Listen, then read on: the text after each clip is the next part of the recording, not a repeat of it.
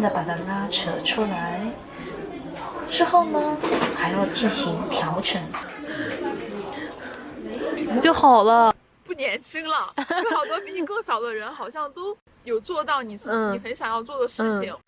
但是那个老师就说，你不要去想着去控制它，你该控制好你自己。好暖和。出来的时候就还是慢点啊，好嘞。妈妈，我的觉越来越少了，梦却越来越大了。Jingdezhen is probably the reason why China became China. Before being named after the era name of Emperor of Song, Jingdezhen was known as Changnan and Fuliang. Some say Changnan may be the original pronunciation of China. Is it true? I don't know. But Jingdezhen is certainly a reason why the word China has a second meaning of porcelain. This is Lancy in China. My videos took you with me to explore the unseen Chinese artistry and craftsmanship. Keep watching and I will take you with me to the most special city of Jingdezhen, the capital of porcelain.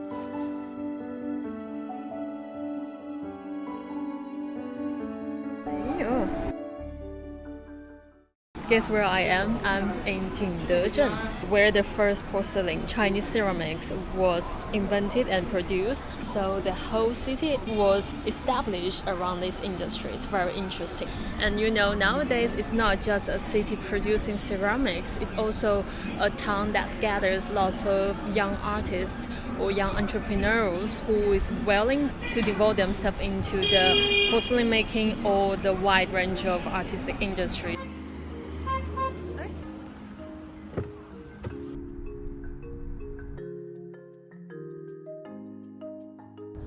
As we all know, the first step of learning a craftsmanship is to check out the museum locally, and this is what I'm doing. Oh, okay. And this is what I'm doing today.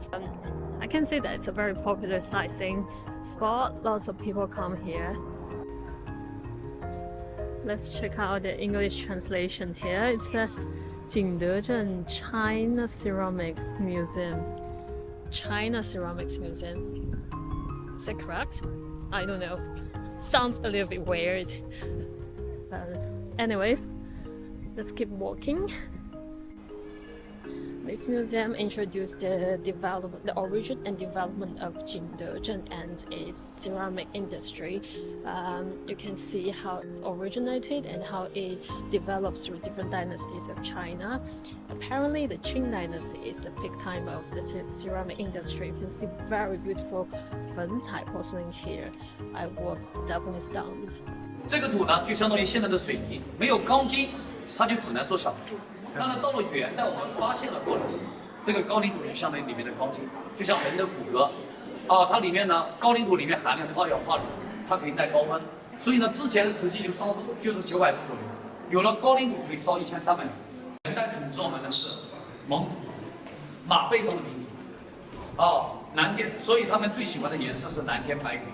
然后这个叫梅品，你们猜猜它是之前是做什么的？装什么的？对，装酒、储酒。运输酒，这个夹在这个皮革里面，柳条上面夹在马背上，运输酒的口小小的，到了后面才用来观赏，插着梅花很漂亮，所以它叫梅品。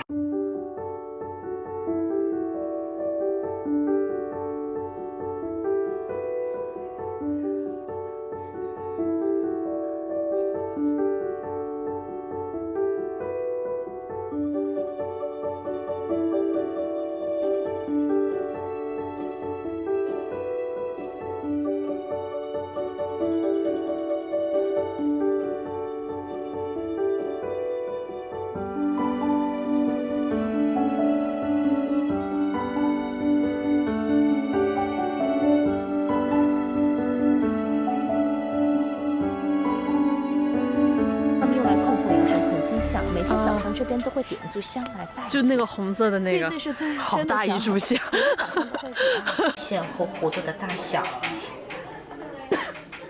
再一转眼的功夫，一套皮就完成了。太厉害了！就好了。对呀、就拉好了。大小不同的模具之后，师傅会把刚刚他拉好的泥坯放到外面去晾晒。晾晒到一个5成干的时候，给它倒扣在这个模具上拍打。泥坯10翘9立都要进行模具定型、规整大小、标准化。5成干拍一次，7成干还复拍一次，拍2次方可定型。现在就一样，就在拍。对，因为他手工拉的不可能保证它老的流水线。一个师傅只做一门工艺，而且他们呢在10几岁的时候呢就跟着师傅或者跟着家里人去瓷厂里学艺。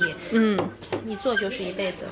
这里的师傅所有人基本上都是做了30多年起，最年轻的这个师傅也40多岁了，那边都是50、60岁的老人。你像现在我们看的是一道呢叫做立坯，立坯呢也叫修坯。它主要呢就是用一把小刀把它往外侧多余的泥坯慢慢的削掉，在立坯的时候通常会在外侧给它刷一层水再来进行，我们称之为叫走水面坯法。景德镇除了4大名瓷之外，我们有一种很薄的瓷器叫做薄胎瓷，薄如残余的瓷器，它全靠了立坯师傅的一个功底。所以我们经常说多一刀坯克气费，少一刀坯底显厚来形容这一刀。一把小刀把它碗底多余的泥坯给它慢慢的削掉，把整个底部呢打薄成1公分的一个状态，不能多不能少。多一道碗底会被挖穿，少一道高低不平整。其他是这个碗底，在于底部的落款。这里会留自己的品牌古窑圣火或者景德古窑4个字，靠的呢就是师傅的经验和手感去操作它，因为稍不留神你就把它挖穿透了。而我们师傅做这种挖足做了43年。这种有手艺的都叫师傅。师傅，你也是四川来的？哎，你也是啊？成都。哎呀，老乡，川妹子，我们都是川妹子。师傅，你太棒了。找藏顶的。After visiting the China Ceramic Museum, I found this place more interesting. It charges roughly $12 for entrance, but once you enter, you can see many different things. The most important thing is the entire production line of the ceramic industry from the ancient China, like the traditional and ancient way of producing ceramics in China. As well as different kinds of kilns, like the Zhen kiln and the steam bun kiln, the dragon kiln, the calabash kiln. Every coin has two sides.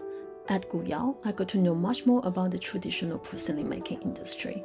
But when I found out that the majority of the bowls they made would not be sent to the king for firing, and would be smashed into clay again, I felt somewhat sad.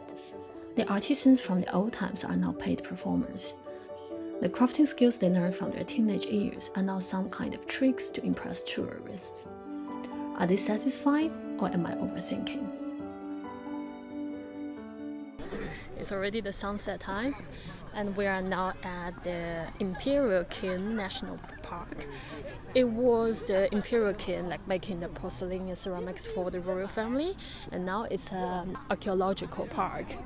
Yeah, so these are mainly the kiln remains from the Ming Dynasty. Let's check what else do we have. The Imperial Kiln Museum displays antique porcelains and explain the Qinghua techniques very well. But what drew me in were the crafting studios in the small alleys next to the museum. They are commonly led by a titled artisan of a specific porcelain technique. In each studio, I saw many young students learning and practicing. I met a girl who is learning the so-called 贴片 technique from one of these studios. Wow. Okay. 你画一个这个要画多久啊？画这个1天嘛。1天。不太熟的时候是2到3天，因为我要靠自己去翻网络上的，翻现实书上的，去找他那个资料，然后再去画，然后画了之后再去刻。这个就叫做拓片，是吗？哦，这是一种门类，技艺的门类，是吗？对。像这一个你要卖多少钱？这个吗？360。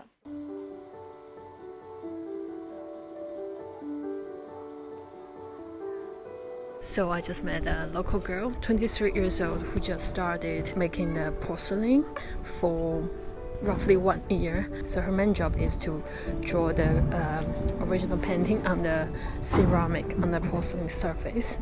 And she told me like after 3 to 4 years of learning and working in this industry, one can make roughly 1,000 to 2,000 RMB on average monthly.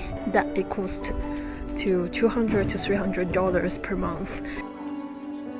This brought back memories of the street market I explored one night before.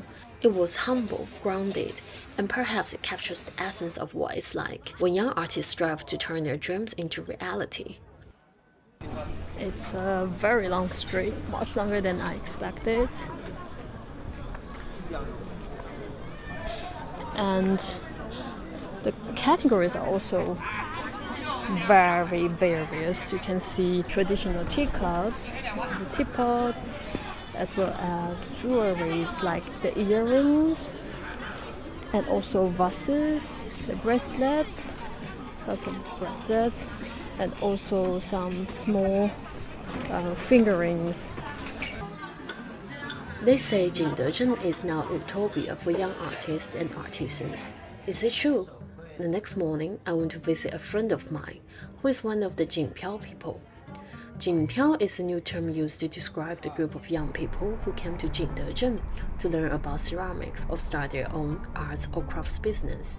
Oh, today is a very special day. I contacted a local friend, and so she's going to show me her place, Jingdezhen Porcelain University. I think it's a newly built campus. It's in Xianghutang. The official record shows that there are 30,000 people who fall under this Jingpiao population, but the actual number should be much higher. The living expenses in Jingdezhen can be incredibly low. For less than $50 per month, Xiaozhan rents a single room with a terrace here. From her terrace, I could see the entire Xianghutang. 你也会觉得自己越来越不年轻了，因为好多比你更小的人好像都也有做到你很想要做的事情，达到一些你很想要的一些成绩啊之类的。然后后面又觉得也没有啥关系，因为在就是每个人阶段不一样，就他得到的是你很想要的，但是他也有他很想要的，他还没有去得到的。Xiaozhan invited me to experience one day of her life here. We went to the ceramics material shops and the shared public came. 哦，你烧的也在这里吗？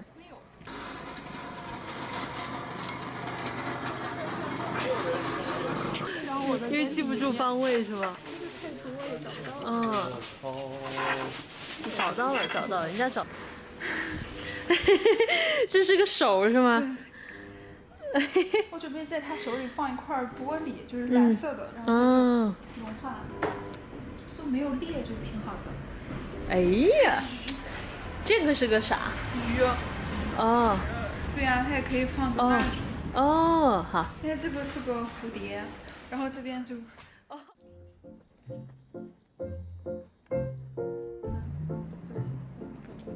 We rode a scooter into the wilderness, finished her photography homework, and made a candle with the second-hand equipment bought online. Before leaving, Xiaozhan asked me to leave a painting. On a small wooden board, I drew the green hills I saw when riding a scooter with her. It is wild and free, just like the spirits of the young people here.